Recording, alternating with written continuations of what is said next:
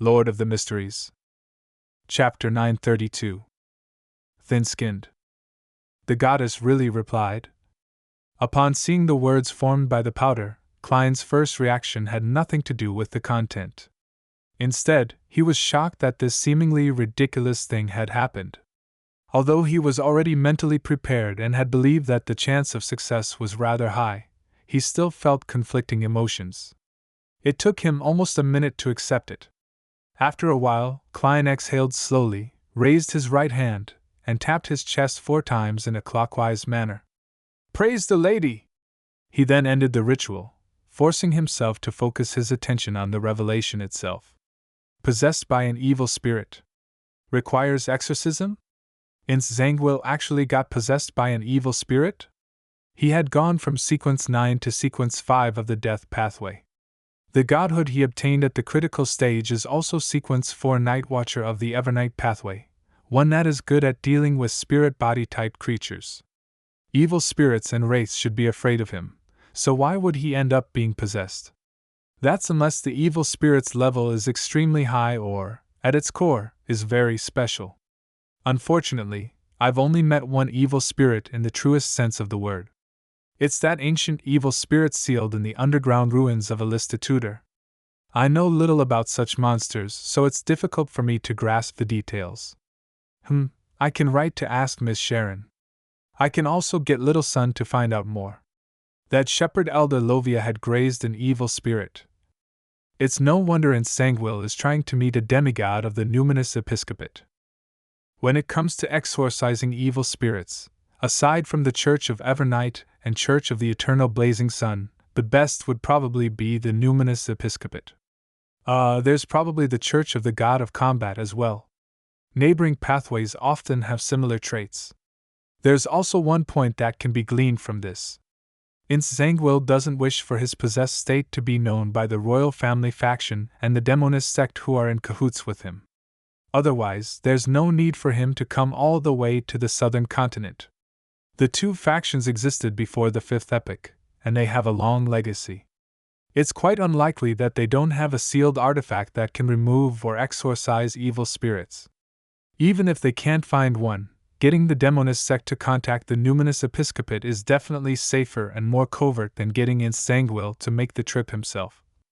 As his thoughts raced, Klein unfolded a piece of paper and wrote, "The intel you have provided me made me connect certain clues from what I've previously gathered. And due to a particular great existence's help, this points to a clear conclusion. Zangwill is possessed by an evil spirit, and he's seeking the numinous episcopate's help. Just based on this fact alone, we can make several useful judgments. Zangwill will often manifest inconsistency in his words and actions. He will often deviate from his normal path, doing something we feel that is absolutely impossible for him to do, and to make mistakes we find incomprehensible. Before this problem is resolved, he will not stop having contact with the numinous episcopate. It might even become more frequent. Making investigations based on this might allow us to catch Zangwill by the tail. However, I believe we still wouldn't be able to lock onto him. The creation of coincidences from that Grade 0 sealed artifact is insurmountable." Upon writing this, Klein couldn't help but recall his direct encounter with Zangwill. His own investigations didn't directly point to him, but it caused their ploy to nearly fail. Hence, Zangwill personally took action, sending a meteor falling from the sky in an attempt to kill Sherlock Moriarty so as to obliterate any clues. And he ultimately received Mr. Azek's help and escaped the dire situation, forcing Zangwill to step into the limelight and expose himself. Back then, if Mr. Azek had recovered to his former strength, Zangwill might already be dead. But to replicate such a situation and force him to appear before me is still extremely difficult. After all, back then, not only was there Mr. Azek, a death consul, and my use of the grey fog to foil the coincidences, there was also Trissy Cheek and the ring, which was suspected to be a Grade 0 sealed artifact. Without her suddenly escaping, Zangwill wouldn't have been forced to personally take action. Klein deliberated as he wrote, "If we can figure out the origins and primary goals of the evil spirit, there might be a chance of the situation having a favorable change. After writing the matters regarding Ensanguil, Klein's heart stirred. Just as he was about to mention something else, he stopped his pen after writing the first few letters. He raised his left hand and pinched his cheeks. He appeared to be in a serious dilemma and seemed a little embarrassed. After muttering silently a few times, Klein finally smoothly wrote the rest. Even without that Grade 0 sealed artifact's help, Ensanguil is an enemy you and I are unable to face head-on. We need to make plenty of preparations. If you can provide me with some worms of time, I can use them to create high-level charms that can deal with demigods. It's called a Fate Siphon Charm. It can swap the fates of yourself and the target for a short period of time. Putting down his fountain pen, Klein didn't take a second look as he quickly folded the letter and seriously sealed it in an envelope. He then took out the adventurer's harmonica and a gold coin before summoning Miss Messenger. He got her to take away the reply letter to Leonard Mitchell, but this time, it wasn't addressed to 7 Pinster Street. Instead, it was directly sent to Leonard's present address.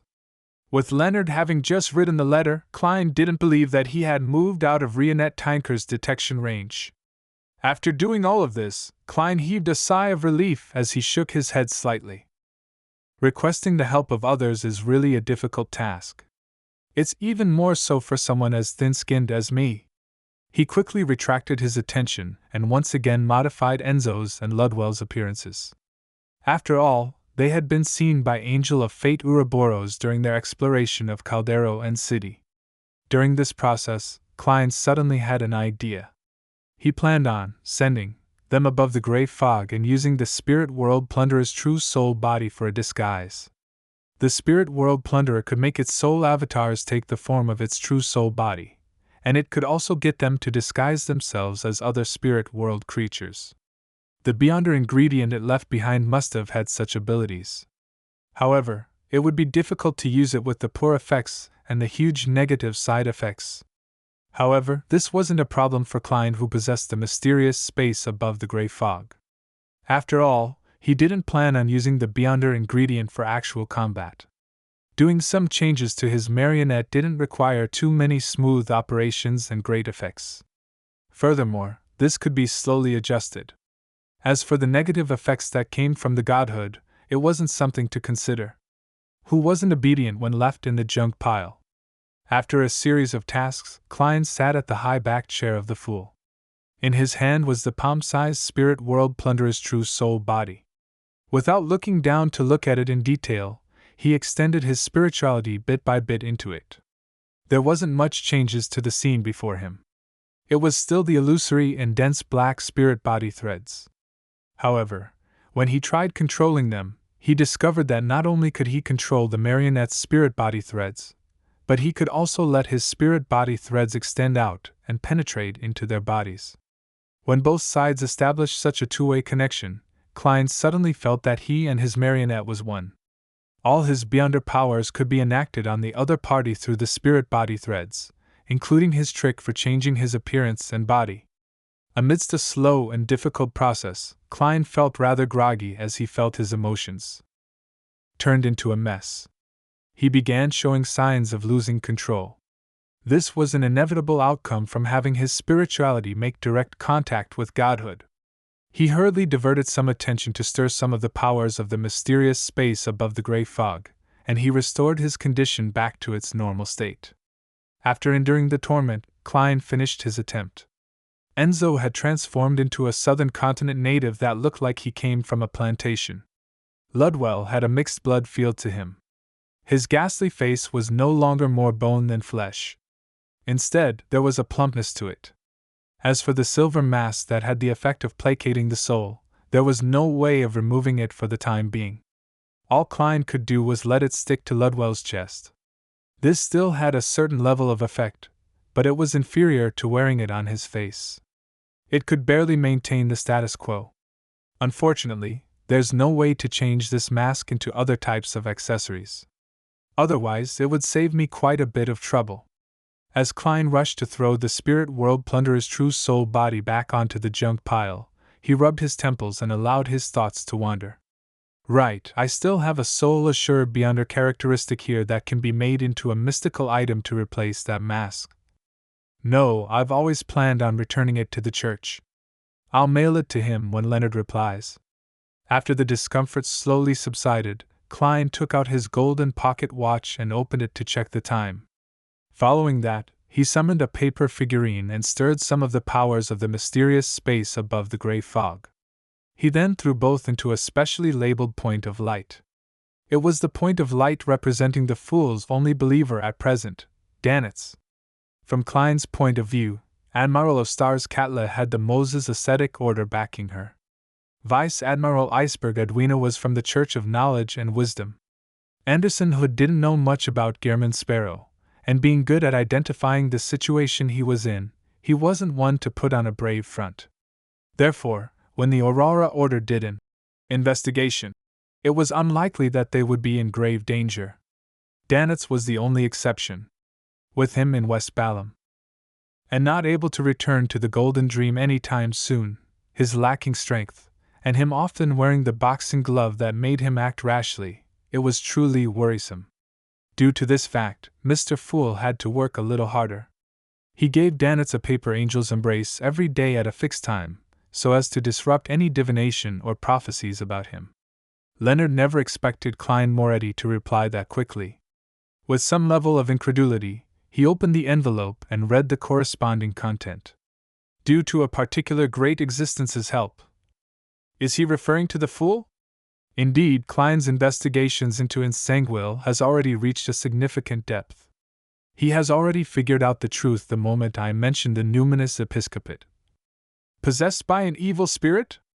How did he end up being possessed by an evil spirit? How do we make use of it? Worms of time. This. Leonard quickly scanned through the last part of the letter as his expression suddenly became complicated. In his mind, Pallas Zoros maintained his silence without saying a word.